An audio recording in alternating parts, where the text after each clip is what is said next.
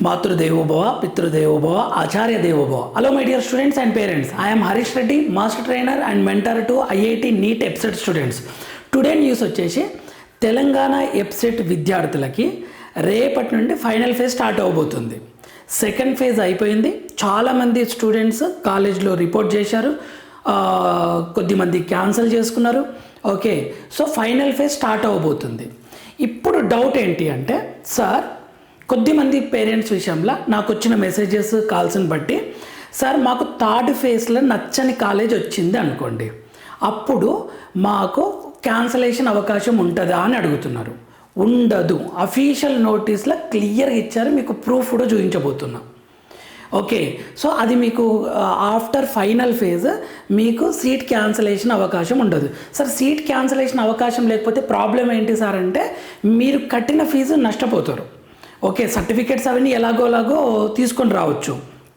ఇంకొక డౌట్ ఏంటంటే, సార్ మాకు సీసాబ్లో మేము అప్లై చేశాము, అక్కడ ఒకవేళ మంచి కాలేజ్ వస్తే మేము ఆటోమేటిక్గా అక్కడికి వెళ్ళిపోతాం కదా సార్, ఇప్పుడు ఇక్కడ క్యాన్సిల్ చేయకుంటే ప్రాబ్లం ఎలా అంటే, మేబీ ఫీజ్ లాస్ అయ్యే అవకాశం ఉంది. లేదు సార్ ఇక్కడ జీరో ఫీజు ఉందంటే ఇక మీరు పెద్దగా నష్టపోయేది ఏం లేదు, ఎలాగో పోరాడి మనము సర్టిఫికేట్స్ తీసుకోవచ్చు మనం అది చూపించి. సో ఇది ఒక మెయిన్ పాయింట్. రెండోది ఏంటి అంటే, సార్ సెకండ్ ఫేజ్లో ఒరిజినల్స్ ఇవ్వద్దు అని మీరే చెప్పారు, కానీ చాలామంది కాలేజెస్లో తీసుకున్నారు కదా సార్, అవి రిటర్న్ ఇస్తారా అని. ఎస్, ఖచ్చితంగా మీకు రిటర్న్ ఇస్తారు. ఒరిజినల్ సర్టిఫికేట్స్ రిటర్న్ ఇస్తారు, ఒరిజినల్ టీసీ రిటర్న్ ఇస్తారు. వాళ్ళు తీసుకున్న ఫీజెస్ గురించి, అడ్మిషన్ ఫీజు అని, లైబ్రరీ ఫీజు అని, డెవలప్మెంట్ కొన్ని ఫీజెస్ తీసుకున్నారు, అవి కూడా రిటర్న్ ఇవ్వాల్సిందే. ఎందుకంటే సీటే లేనప్పుడు వాళ్ళు ఎలా పెట్టుకుంటారు? సో వాళ్ళు ఇచ్చిన అక్నాలెడ్జ్మెంట్ రిసిప్ట్ని తీసి మాకు వేరే కాలేజ్ అలాట్ అయింది ఫైనల్ ఫేజ్లో, సో ఇవ్వండి అంటే ఖచ్చితంగా ఇస్తారు. దీని గురించి కూడా టెన్షన్ పడాల్సిన అవసరం లేదు. ఓకే, ఇవి మెయిన్ ఇంపార్టెంట్. ఒకసారి చూపిస్తాం మీకు ఎక్కడ ఎలా ఇచ్చారు అనేది. లాస్ట్ వరకు చూడండి.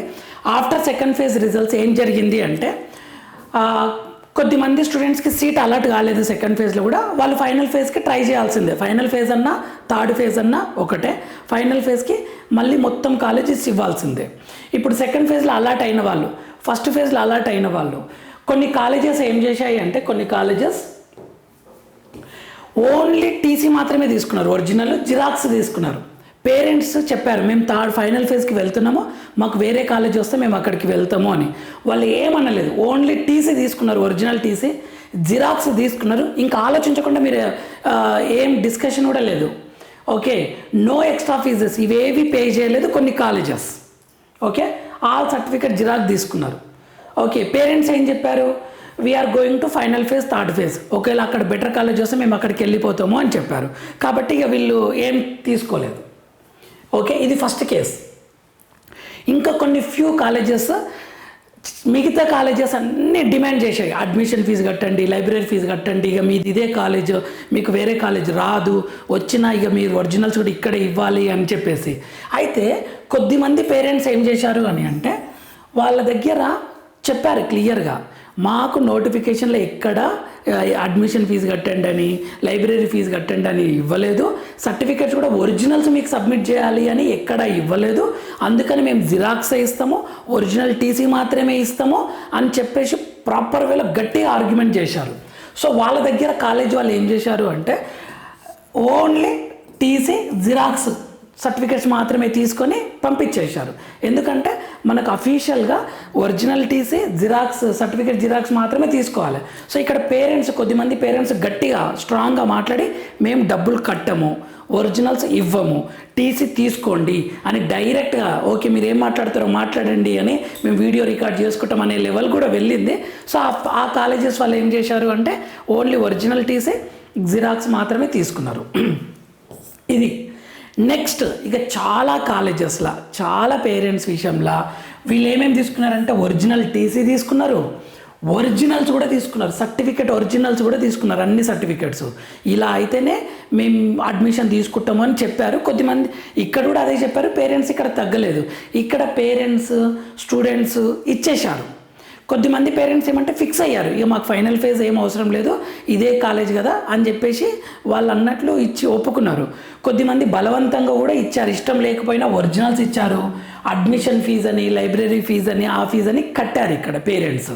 ఓకే, ఒరిజినల్ టీసీ ఇచ్చారు. ఇక్కడ ఈ పేరెంట్స్ ఏం టెన్షన్ పడాల్సిన అవసరం లేదు. మీరు ఫైనల్ ఫేజ్లో మంచి కాలేజ్, వేరే కాలేజ్ వస్తే మీ ఖచ్చితంగా మీ ఒరిజినల్ సర్టిఫికేట్స్ అన్నీ మీకు ఇస్తారు. ఇవ్వలేరు అంటే కాలేజే బ్లేమ్ అవుతుంది. ఎందుకంటే మీ దగ్గర అక్నాలెడ్జ్మెంట్ ఉంది, రిసీట్స్ ఉన్నాయి, క్లియర్గా ప్రూఫ్స్ ఉన్నాయి. కాబట్టి మీరు సీటే లేనప్పుడు మీరు కట్టిన అడ్మిషన్ ఫీజు అవన్నీ తీసుకోరు, వాళ్ళు ఇస్తారు, నో డౌట్. మహా అయితే 500 1500 అలా కట్ చేసుకునే పాసిబిలిటీస్ ఉంటుంది ఆ ప్రాసెస్ కోసం అని చెప్పేసి. కానీ మీ మనీ కానీ, కాలేజ్ ఫీజు కానీ, కాలేజ్ ఫీజు ఏమో ఫైనల్ ఫేజ్కి ట్రాన్స్ఫర్ అయిపోతుంది ఆటోమేటిక్గా. Extra admission fees, library fees, original certificate, original TC అన్నీ ఖచ్చితంగా ఇస్తారు. ఇది నోటిఫికేషన్లో కూడా మెన్షన్ చేశాడు. ఫైనల్ ఫేజ్లో కొత్త కాలేజ్ అలాట్ అయితే మీరు ఒరిజినల్ టీసీ తీసుకోవాల్సిందే అని వెరీ క్లియర్గా ఇచ్చారు.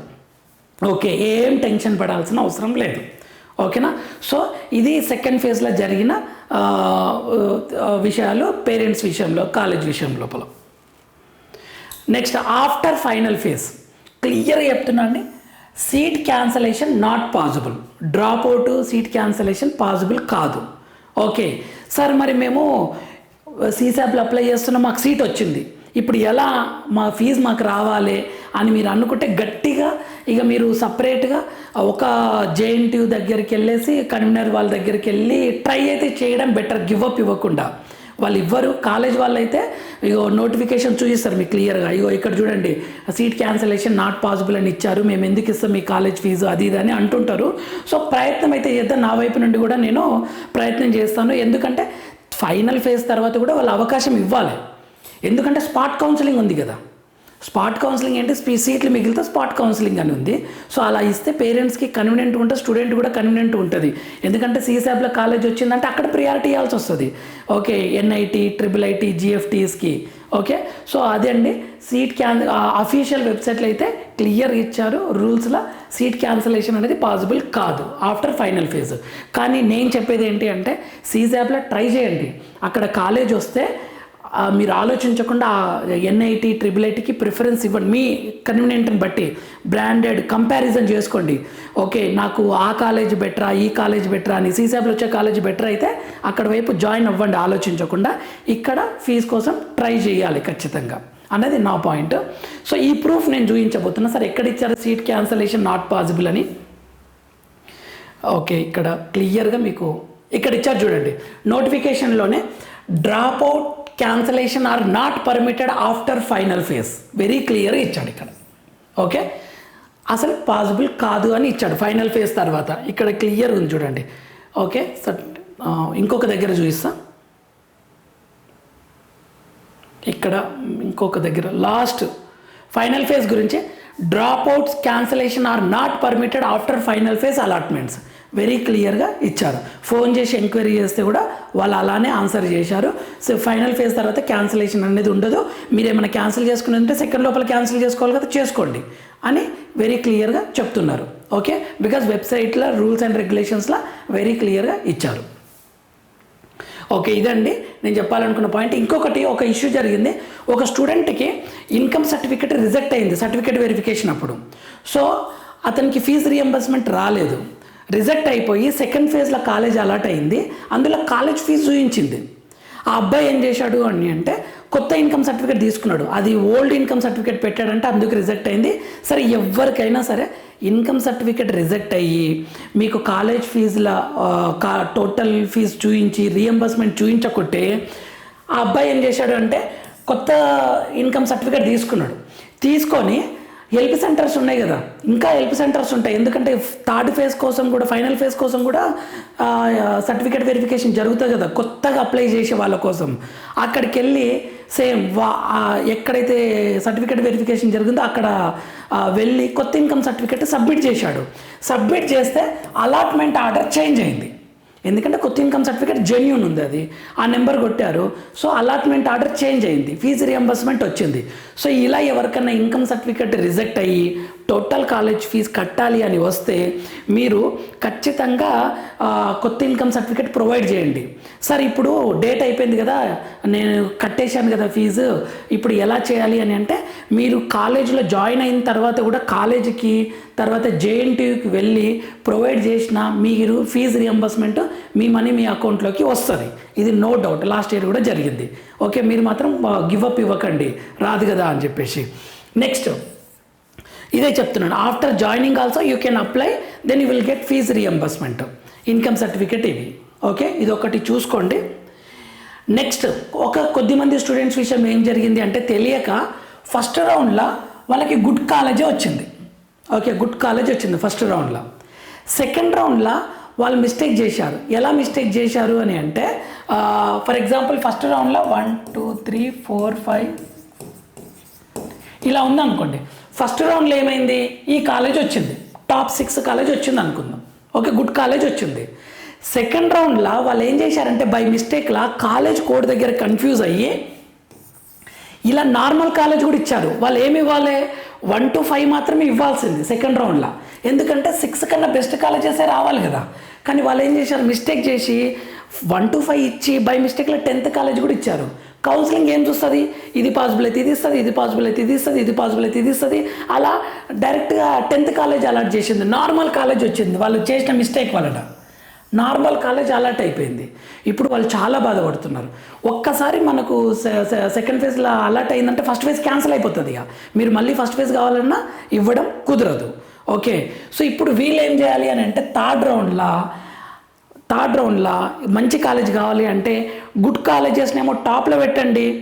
మీకు ఇప్పుడు 10th కాలేజ్ వచ్చింది కదా, ఈ 10th పైన ఉన్న కాలేజెస్ మాత్రమే పెట్టాలి. ఇప్పుడు ఇక గుడ్ కాలేజెస్ పైన పెట్టాలి, అలాటెడ్ కాలేజ్ పైన ఉన్నాయి మాత్రమే పెట్టాలి. ఈ కింద ఉన్నాయి వద్దు, కింద ఉన్నాయి నార్మల్ కాలేజెస్ కదా. అప్పుడు మీకు ఏమవుతుందంటే ఈ కాలేజీలలో ఏదో కాలేజీలలో వస్తుంది. ఇది ఈజీగా సార్ అసలు పాసిబుల్ అవుతుందా అని అంటే చాలా కష్టం. ఎందుకంటే నీకు వచ్చిన కాలేజ్ కన్నా బెటర్ కాలేజీలకు రావాలి అంటే అందులో వేకెట్ కావాలి కదా, వాళ్ళు వెళ్ళిపోవాలి కదా. వాళ్ళు ఎందుకు వెళ్ళిపోతారు, వాళ్ళు వెళ్ళిపోరు అంత ఈజీగా. పోనీ వాళ్ళు వేరే దగ్గర ట్రై చేసినా వాళ్ళకి వేరే కాలేజ్ రాదు, ఎందుకంటే అంత ఫిక్స్డ్ అయిపోయారు. 98% స్టూడెంట్స్ ఫిక్స్ అయిపోయారు, మాది ఇది కాలేజ్, ఈ కాలేజ్లోనే మేము బీటెక్ కంప్లీట్ చేస్తామని.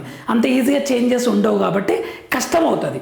బట్ పాసిబుల్ కాదు అని మాత్రం చెప్పట్లేదు, ఖచ్చితంగా పాసిబుల్ అయితే. ఎందుకంటే కొద్దిమంది సీసాబ్లో వెళ్ళిపోతారు, కొద్దిమంది డీమ్డ్ యూనివర్సిటీకి వెళ్ళిపోతున్నారు. అలా ఏమన్నా పాసిబిలిటీస్ ఉండే అవకాశం ఉంటుంది, కానీ తక్కువ పర్సంటేజ్ అనమాట. అలాటెడ్ కాలేజ్కైనా పైన మాత్రమే పెట్టాలి. ఓకే, ఇలా ఇంకా సీట్ రాని వాళ్ళు ఏం చేయాలి అని అంటే సీట్ రాని వాళ్ళు అన్ని కాలేజెస్ ఇవ్వాలి, టాప్ నుంచే ఇవ్వాలి. ఓకే, జేఎన్టీయూ విఎన్ఆర్ మీకు రాదని తెలుసు అయినా అలానే ఇవ్వాలి. మీరే రాదు అంటే 100% రాదు అని చెప్పలేం కదా, 1% పాసిబిలిటీ ఉండొచ్చు. అందుకనే టాప్ కాలేజెస్ నుంచి అన్ని కాలేజెస్ పెట్టండి, థర్డ్ ఫేజ్లో మీకు కాలేజ్ వచ్చే అవకాశం ఉంటుంది. అలా థింక్ చేయండి, మీకు ఖచ్చితంగా సీట్ వచ్చే అవకాశం ఉంటుంది. సో ఫైనల్ కన్క్లూజన్ ఏంటి అంటే ఫైనల్ ఫేజ్ తర్వాత మీరు సీట్ క్యాన్సిల్ చేసుకోవాలనుకుంటే పాసిబుల్ కాదు. ఇది చాలా చాలా ఇంపార్టెంట్. రెండో పాయింట్ ఏంటి అంటే మీరు ఇచ్చిన ఒరిజినల్స్ ఫీజు ఇవన్నీ మీది మీకు వస్తుంది ఎప్పుడు వేరే కాలేజ్ చేంజ్ అయినప్పుడు. ఓకే, మీ ఒరిజినల్స్ మీ టీసీ మీకు ఖచ్చితంగా వాళ్ళు ఇవ్వాల్సిందే ఇప్పుడు తీసుకున్న కాలేజెస్ వాళ్ళు. రెండోది ఏంటి అని అంటే ఫైనల్ ఫేజ్కి ట్రై చేయాలా వద్దా సార్ చెప్పండి అంటే ఖచ్చితంగా ట్రై చేయండి, కానీ మిస్టేక్ చేయకండి. ఇప్పుడు ఒక పేరెంట్ చేసినట్లు మీకు వచ్చిన కాలేజ్ కన్నా బెటర్ కాలేజ్ మాత్రమే ఫైనల్ ఫేజ్లు ఇవ్వండి. మొత్తం ఇచ్చారనుకోండి నార్మల్ కాలేజ్ వస్తుంది, దాన్ని చేంజ్ చేయడం ఇంపాసిబుల్. ఓకేనా, ఇంకొకటి ఎవరైనా సెకండ్ ఫేజ్లో తెలియక సీట్ క్యాన్సిల్ చేసుకున్న వాళ్ళు టైం ఉంది రేపటి వరకు కాబట్టి ఏమన్నా మేము తెలియక క్యాన్సిల్ చేసుకున్నాం సార్ సెకండ్ ఫేజ్లో, మళ్ళీ మాకు ప్రాబ్లమ్స్ మాకు బై మిస్టేక్లో జరిగింది అని అంటే సొల్యూషన్ వాళ్ళు ఇస్తారు. కానీ once third phase final phase start అయిన తర్వాత మాత్రం డైరెక్ట్గా ఫైనల్ ఫేజ్ డేట్స్ రేపటి నుండి స్టార్ట్ అవబోతుంది. సో ఫైనల్ ఫేజ్ స్టార్ట్ అయిన తర్వాత మాత్రం ఇక ఫైనల్ ఫేజ్ రిజల్ట్లో ఏ కాలేజ్ వస్తే ఆ కాలేజే, ఏ కాలేజ్ రాలేదు అంటే ఇక మీరు స్పాట్ కౌన్సిలింగ్ వరకు వెయిట్ చేయాల్సిందే. ఓకేనా my dear students and parents, చాలా జాగ్రత్తగా ఫైనల్ ఫేజ్ని అప్లై చేయండి. వెబ్ ఆప్షన్స్ ఎలా ఇవ్వాలనే దాని మీద కూడా నేను ఒక వీడియో చేయబోతున్నాను, దాన్ని చూడండి. ఓకేనా? నెక్స్ట్ వీడియోలో మనం మళ్ళీ కలుద్దామండి. అంతవరకు మాతృదేవోభవ, పితృదేవోభవ, ఆచార్య దేవోభవ. All the very best my dear students. జాగ్రత్తగా ఫైనల్ ఫేజ్లు ఇవ్వండి. ఇక్కడ మీకు ఏ కాలేజ్ వస్తే ఆ కాలేజ్ అలాట్ అవుతుంది, ఏ కాలేజ్ రాలేదంటే మీకు వచ్చిన కాలేజే మీకు ఉండబోతుంది. Okay, thank you very much.